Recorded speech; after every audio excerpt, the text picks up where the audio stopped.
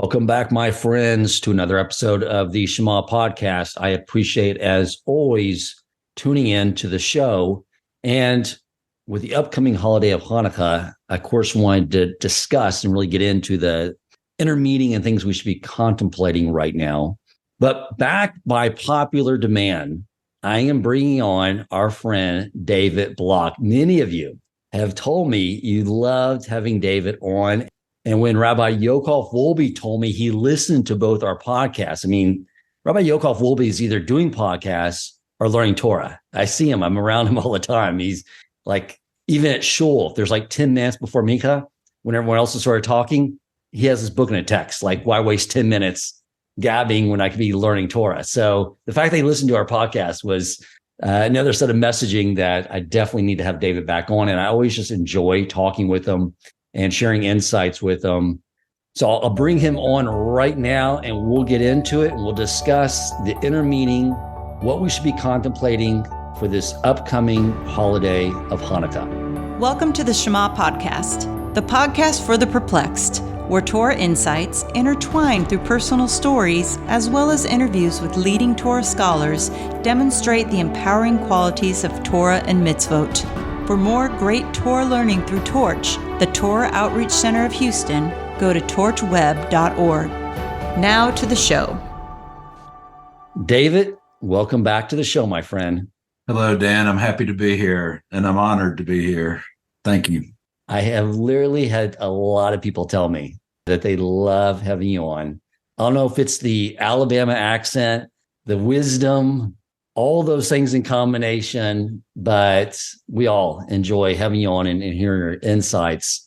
And, one of the things when we were speaking last week about doing a podcast together, you said something that resonated with me because it's really the reason I started the podcast, which was, look, I just want to talk to David Block before he knew anything about Torah and reach out to that guy, and I said, that's why I started the podcast, because I'm trying to reach out to the Dan Coleman 15 years ago, who was living as an atheist, knew nothing about Torah, and opened his eyes. And I think, once you have something special, once you are given a treasure and something truly precious, you want to share with everyone you love. And I think that's what brings us together on this podcast today. So I'm going to turn it over to you and just sort of get your thoughts with the upcoming day of Hanukkah, some thoughts in your mind of what you think Jews should be contemplating, especially, as we spoke in the context of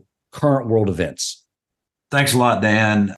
As usual, I spend a lot of time thinking about this kind of stuff. And, ever since October 7th, along with the rest of the Jewish world and others, friends of ours across the world, we've really been affected by what's going on, not only with the war and the hostages and related things, but also with the rise of anti-Semitism, the way that assimilated Jews are getting, a heavy taste of anti-Semitism, maybe they haven't experienced before. It's just really an interesting time because at a time where a lot of the world, seems to be coming at us in a negative way, in an anti-Semitic way. The people of Israel and what we call Kalal Yisrael, the Jewish people across the world, in my lifetime, and I'm not going to say how old I am, those of you who know me know, and it's a subject that shall not be spoken of, but in my lifetime, I've never seen the Jewish people so united. I've never seen Israel so united. And across denominations, across levels of observance, that doesn't mean all Jews are supportive. You got some people who tend to, for whatever reason, prefer the Palestinian side, but they're a small minority. I'm just overwhelmed by the unity of how the Jewish people have come together, and believe you know more about the history of Hanukkah and the details of it than I do. But to me, Hanukkah, the events that led to Hanukkah, the defeat of the Greeks and retaking the temple against all odds and rededicating it, and the miracle of the eight nights that the oil lasted, and all those things. I don't mean to gloss over them because they're all miracles and important. But one of the things that I've always learned or heard about Hanukkah is how it shows what can happen when the people of Israel or the Jewish people, come together in pride, don't assimilate, because that's what the Greeks were wanting the Jews in Israel to do. They wanted them to give up their Jewish practices and assimilate into Greek culture, and that's what led to the Maccabees rebellion. But to me, Hanukkah is all about standing up for Judaism, standing up for the people of Israel, connecting to the people of Israel, telling anti-Semitism, yeah, buddy, I know you're out there, but I'm not giving in to you, and I'm going to fight you if I have to. And so what a message for right now. It's what we need to hear. It's what is really going on. And it's amazing. The rabbis always tell us that, every day we read the Torah according to our yearly cycle, every holiday, everything, every page of Talmud always has a relevance for what's going on in the world today or in our individual world today. And it's just amazing how relevant this Hanukkah is, maybe more so than any in my life. And it's the holiday of lights in what some can see as as a very dark world. What we as observant Jews, or at least Jews that observe Hanukkah, what we do is we bring more light into the world. And that is by lighting the candles. Literally, we are bringing light into the world. And so I think that's something I've been thinking a lot about. Those are great ideas. The halakha on a menorah, on lighting the menorah, is that you're supposed to put it near a window facing out of your home for this very idea that we are supposed to be shining a light out into the world around us. And I think that's a sort of a good area maybe we could focus on, is how do we become that light? And you've already addressed part of the way in which we do that, which is to not assimilate. If we're like everyone else, then there's no way for us to be a light unto them. And this is one of the reasons God did create anti-Semitism when he gave us the Torah, because he knew it can be a force that will cause us to unite and recognize who we are. When the rest of the world says, we don't care if you vote the same way we vote or dress the same way we dress, they all come forward at certain points through history and said, you're all Jews. And they are sending a message to us that Hashem wants us to hear, because you don't hear any political infighting in Israel anymore about the decisions that Bibi made on the court system. Like it doesn't matter anymore. And I think that is an important message. And I think, again, beyond the unity, which is extremely important to Hashem. Matter of fact, I've really been trying to expand this idea of loving every Jew, this mitzvah. So when I saw an article about Jews protesting at a pro-Palestinian rally, when I looked at these Jews, what I said to Hashem is, look at these precious Jews, so full of passion for having justice in the world. If only you had put them in a place where they had your Torah and understood the history of the Jewish people, they would be at the right rally. But it's like, but who else takes time out of their day to advocate for justice? It's just misguided. But even they have this remarkable quality about them. And I say that to myself a lot, but also sort of telling Hashem, like, you cannot fault any of us brought up in such an exile, where many of us are in an exile of an exile, meaning, when you're in a Jewish community, you get brought up learning Torah, you're in exile in the United States of America, or anywhere outside of Israel. And matter of fact, Israel is considered exile in this current state and time. We don't have a temple, a Sanhedrin court, and the Torah is not our constitution.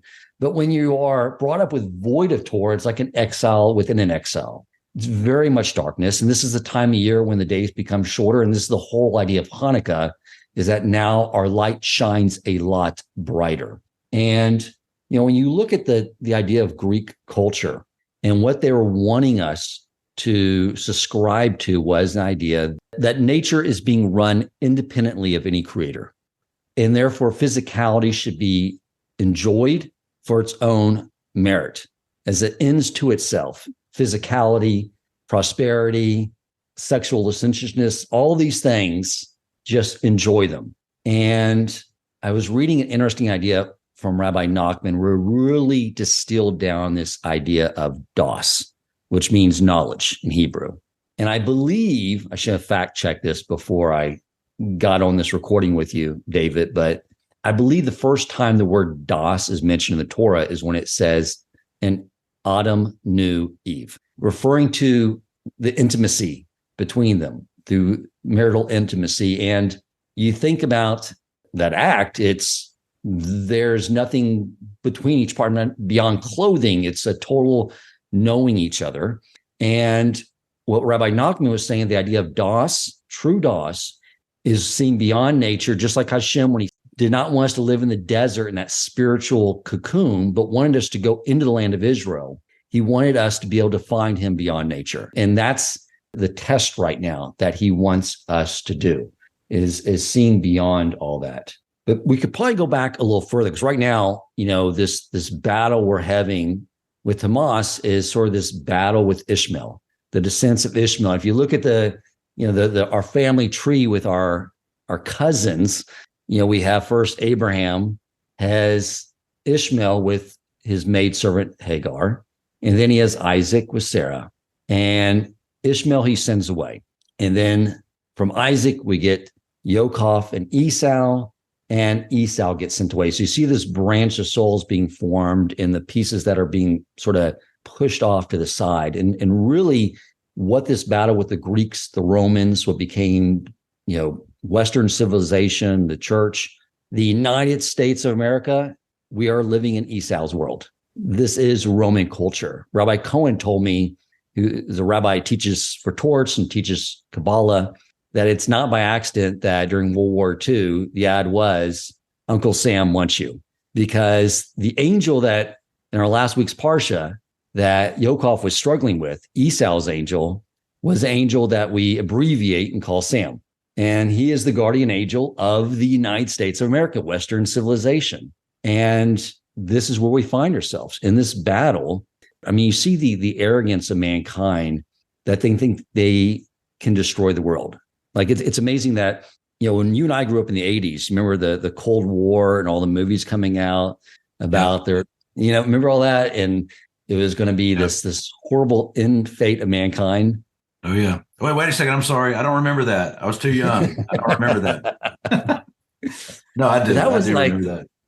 That was like a big deal in the 80s, like this whole idea with this Cold War with Russia, right?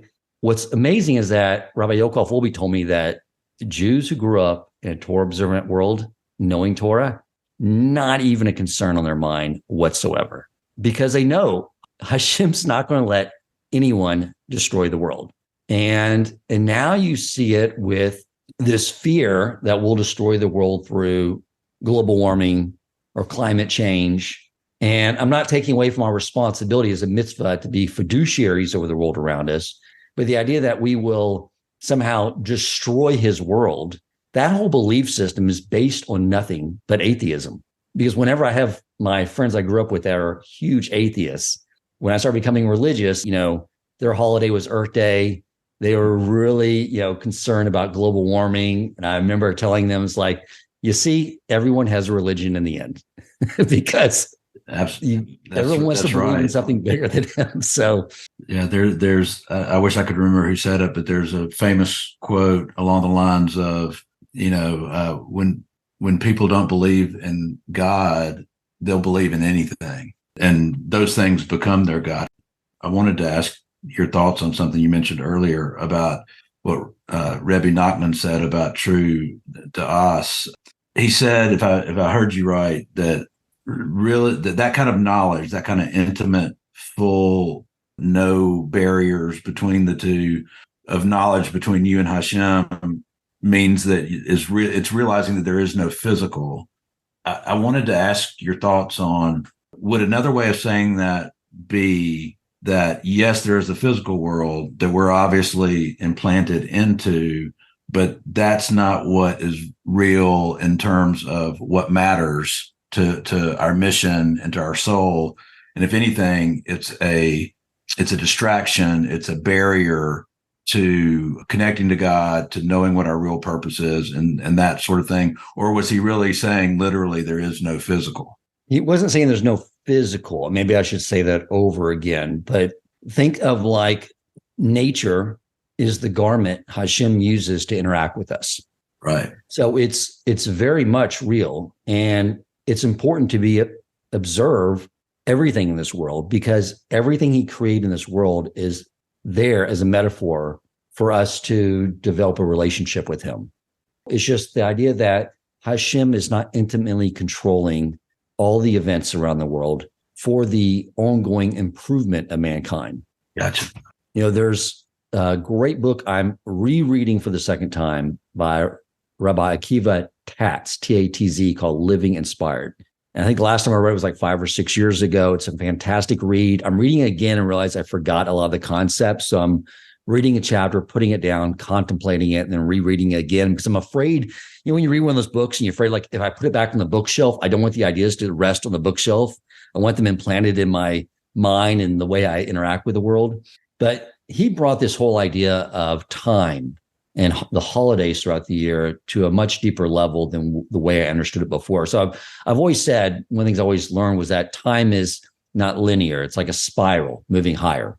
And so we have these similar points in time, but Hashem is constantly orchestrating events so as to tap into those specific energies throughout the year and correct them. And so it's not only that we don't celebrate Passover to commemorate the Exodus from Egypt, is that the Exodus from Egypt occurred as a result of the same energies that needed rectifying back then as they do now. And the same goes for Hanukkah. And I think really, so what was the issue back during the time of the Maccabees revolution and the miracles of the temple and the oil lasting 8 days? It's this whole idea of us battling throughout history, the Jewish people, of getting the world to see that the world does not operate on a system that is independent from its creator, and helping the world see that Hashem is interacting with us at all times. And the most important lesson, and the reason that time was picked out as something for us to go back and revisit, is because at that point in time, the Jews said no. Like you said, if we fight assimilation, he will always support us. I think this is the time of year to build our resolve that if we're going to be a light of the nations, that means we have to be distinct. We have to know what that means.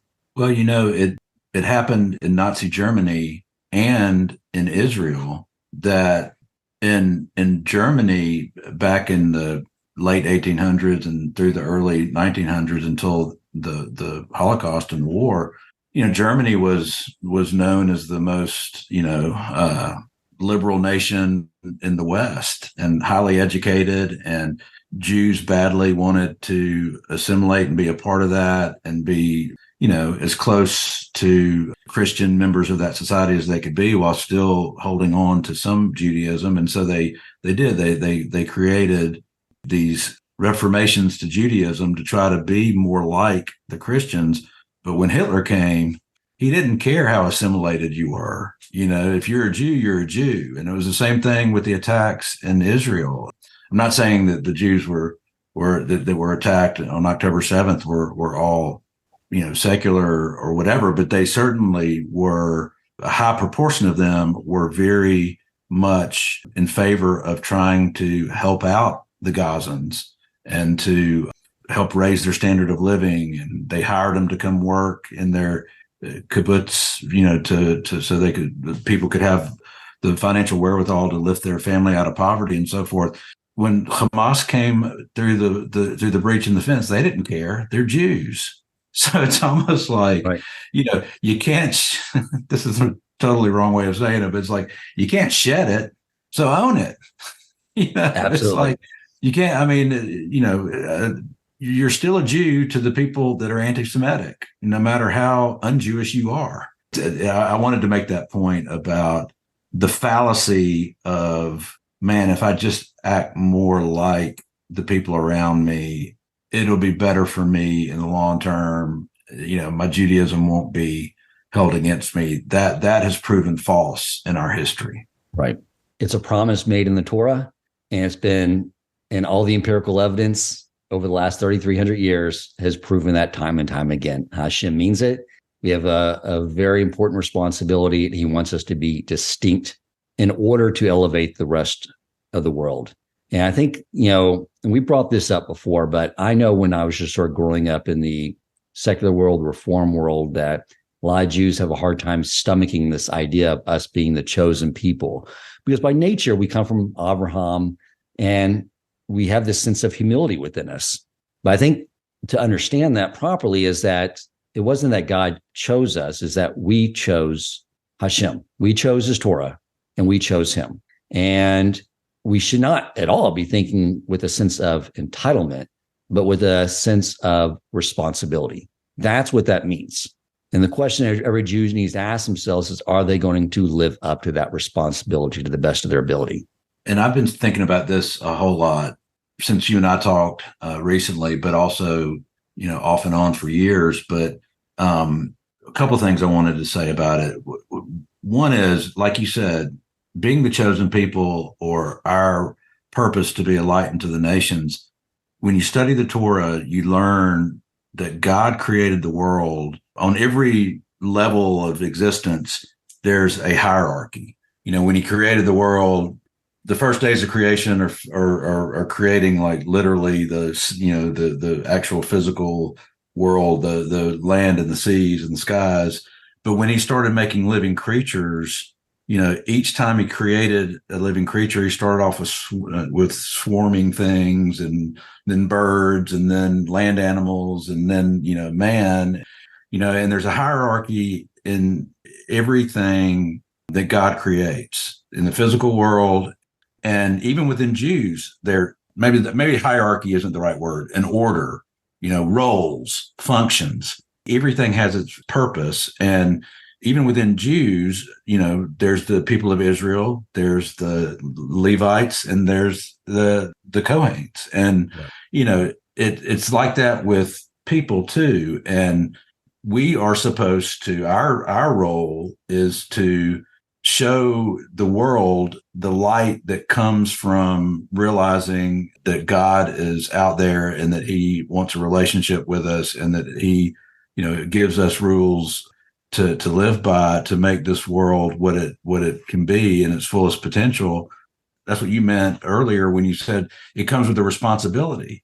But it also goes to show that within Judaism, I mentioned the term Kalal Yisrael, the whole Jewish people, earlier. And I think it's important for everybody to know, because there are, at least I hope there are people listening to us that were like you and I were at the very beginnings of our journey, that are kind of, they want to learn more about, they want to become more connected to the Jewish traditions and the Jewish roots, but for a lot of reasons, they just haven't put their foot in the water, or they haven't jumped in the water yet. And I want to speak to those people, because you're part of Kalal Yisrael.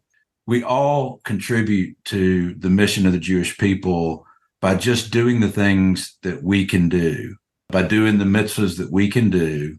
It'd be great if we all did them all, but God created me knowing that I would be here in Huntsville, Alabama on this day at my level of observance, doing what I could do. That's why he created me, and that's why I'm here, is to fulfill that purpose and to continue growing. And I want everybody else to realize that too, that and Hanukkah is the perfect time, because of what we're, at least in part because of the ideas that we're talking about. Now is a perfect time to help out Kalal Yisrael, to connect to Kalal Yisrael, to stick your toe in and do a mitzvah, light the candles of Hanukkah, give charity during those 8 days. We're like one body. I think you've talked to me about that before, and maybe even on the podcast before.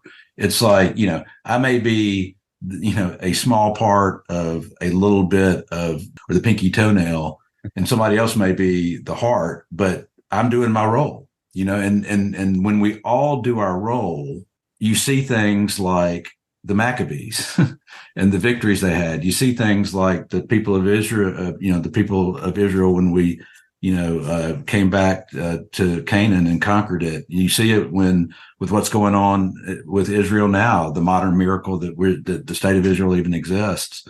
When we are unified and we recognize that we're Jews and we're not assimilated and we're proud of being Jewish, it always ends up well, at least as far as I'm aware. No, 100%. I mean, we have an obligation, obviously, like you said, to fulfill the Torah. But Hashem knows is a deep exile. Many of us were born with, what's called in the Torah captive children, meaning there's a whole area of Talmud where discussed if a Jew is brought up captive by someone else, he's obviously not responsible for fulfilling the mitzvos. He didn't know about them.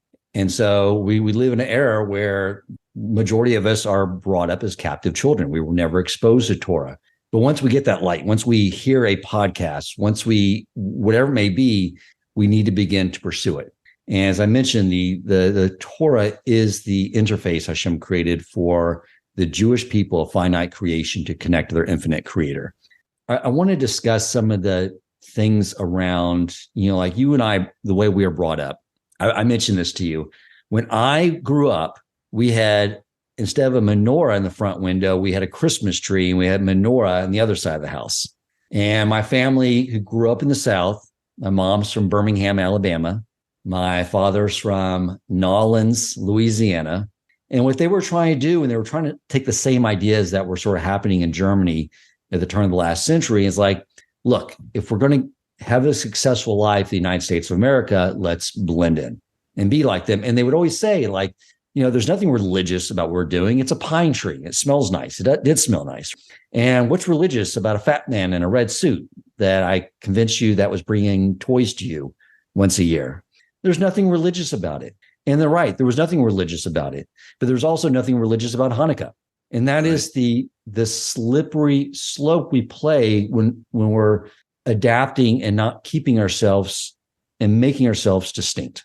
There's these upcoming holidays besides our holiday, but there's the Christmas holiday, there's New Year's, and as I've learned about like the history of Christmas, and especially the history of New Year's Eve, and the fact that I was involved with those, I think every Jew needs to know like where those holidays came from and why, if we want to be distinct, they're not things we should be participating in. I'm not going to get into the whole history about Christmas, but the date was changed considerably from the 25th. But I want to get to sort of like the New Year's Eve element, because there was a Pope Sylvester that wanted to form an alliance with the Roman government. And they had one thing in common.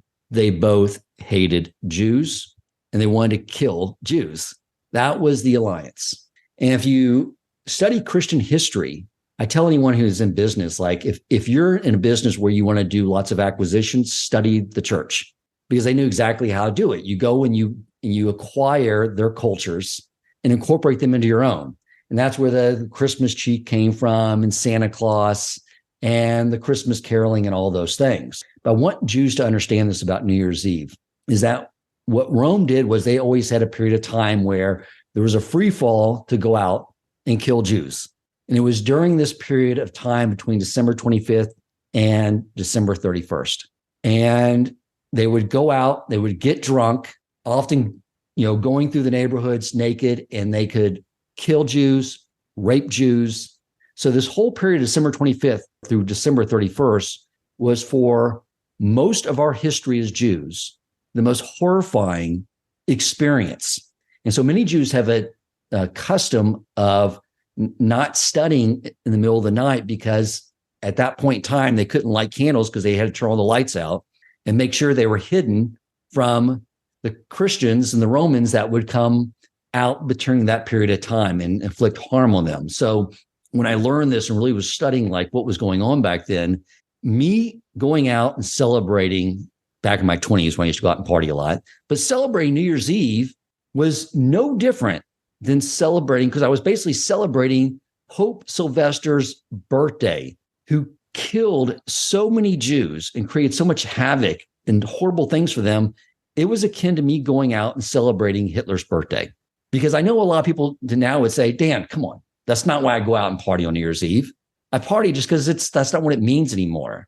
But if I were to say, would you go out and party if you found out it was Hitler's birthday? They would say, no way. There's no way I would do that. And the only difference between Hitler and Pope Sylvester is that we have images in our minds of the Holocaust.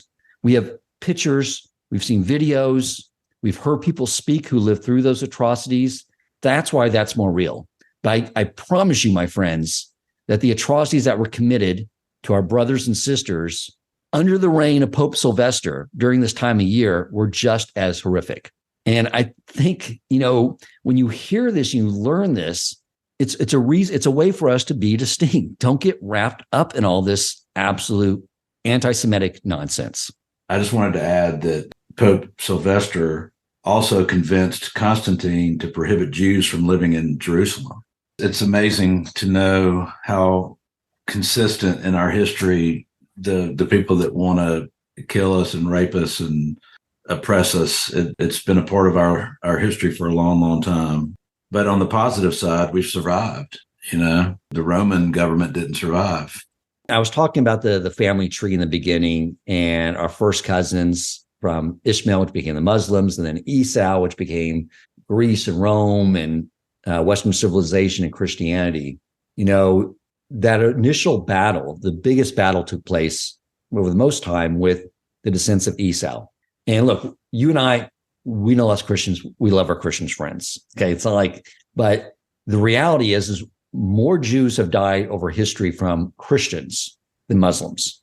However, in the end of times, the final battle would be with Ishmael, because now you're getting up closer to that root, that core, that root that began with Abraham. And so that's where it would culminate. But the reality is, it has always, and we should be grateful that so many Christians now support us and support Israel, but it has not been like that throughout history at all.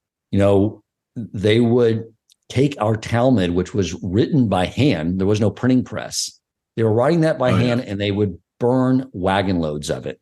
And the reason they would do so is because the Talmud, the oral Torah that became redacted into the Talmud, is where we discuss the idea of Mashiach. Right. And that Mashiach would be like Moses was Mashiach, King David was Mashiach, and then we would have another Mashiach from the descendant of the Davidic line, and it would be a man with a mother and a father, but would be a tremendous Torah scholar and would bring all the Jews back to Torah observance, restore the Sanhedrin court, and restore the temple. Since our Torah contradicted everything about them, instead of reconsidering, they would burn our Talmud. And I'll tell you something else that took place. There's a prophecy, Isaiah 7, that discusses how that if the Jews did not improve themselves during the time of the first temple, that Hashem would use the king of Assyria to come down and destroy the temple and send us into exile. And as always throughout history, he says he'll use the other nations as a stick when necessary. And then Isaiah goes on to talk about his wife and how she's pregnant, and about this would all sort of come to fruition when his son is born. And so the Christians read this every Christmas Eve. Why do they read this? Because the translation they have is that instead of King Assyria coming down, it was an angel that went rogue against Hashem's will named Lucifer that came down and would be rectified by a woman who had a virgin birth. Now, I don't know about you, but if I'm looking for a good translation of Hebrew, I'm going to rely on the rabbis at Art Scroll. You would think at this point in time that they would go in and say, you know what, we made a mistake. We didn't translate the Hebrew correctly, but they don't. But they continue to promote this. And that's why the church has always not liked the fact that we were studying Talmud. And finally, when we did start printing it again, we literally had to carve out sections of it.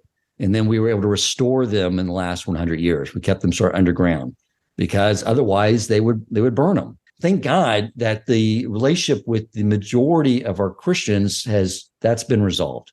And we fought the battle with Esau's grandson, Amalek, who, this is interesting, David, but someone was telling me in the Talmud, it talks about where the descendants of Amalek went to And the direction and the distance is the area that became Germany. Oh, wow. And that was the Nazi party. So, and now we're at this sort of final battle with Ishmael. But the same principle comes into play. If you study Jewish history, you will understand that we've been going through these same things every year. It's just the actors change, the circumstances change, but they're the same energies that we need to rectify. So we're talking about, things we can be doing to make us as a menorah shine out in the world. And it really is about learning our Torah, picking up and doing mitzvos. That is how we connect to our Creator. It's how we let them out in this world, even if we don't understand it. I see David is now wearing seats. How could David wearing these strings hanging from his four-corner garment, how could that elevate the world? It does. Except that we have finite intelligence and our infinite Creator saying, this will repair my world. A lot of the fallacies or misconceptions that we've talked about, it's the fallacy of I don't have enough time to do X. Right. In the past, I would say, I need to put on Tehillim this morning, but man, I'm in a rush. I need to get to work. I'll do it later. And then lo and behold, world gets in the way. I don't do it. It's sundown. And I'm like, oh crap. Okay, well, I'll do it tomorrow. Now I try to realize when I catch myself saying that, like, I don't have time to do that right now. I'm like, it takes like 5 minutes. I've got 5 minutes, and I do it. And it's never had a calamity happen because I stopped and did the mitzvah that I was wanting to do. We all make choices, and no one is pressuring anyone to do 613 commandments today, tomorrow, or next year, but do more than you did yesterday. Push yourself to do more a little bit because you can. And when you do, like the way I see it, it's like it contributes to the purpose that the whole Jewish people have, and the whole Jewish people play a role in heaven, coming down on earth, and, who wouldn't want to help out in that endeavor? So, just think, I'd be willing to bet that every Jew on October 7th and afterwards felt an insane connection to what was going on. And I think I credit you for part of, you among others, Dan, for realizing that was our soul. That was our soul reaching out to the rest of the Jewish souls in the world. That instinct to do it, even though we've never, and a lot of people I know, a lot of Jews I know, including myself, have taken on, more mitzvahs or more things that identify with Judaism since October 7th. And for those of you that's a relatively new endeavor, that's your soul telling you that that's what you should be doing and what we all should be doing. And when you do it, you feel good. It is so precious to Hashem when he sees someone who is brought up in total darkness, climbing and fighting their way back and doing something that is not built into their morning repertoire. You're making more of an impact on the heavens when you do those small things, starting from where it's just, there's nothing habitual about it for you. David, I appreciate, as always, you coming on the show. So you're a great inspiration to be talking with on a regular basis. I know the audience feels the same. Thank you very much. If you enjoyed this episode, please consider supporting Torch so they can continue to spread Torah wisdom to the world by making a donation at torchweb.org and clicking donate in the top right corner of the page.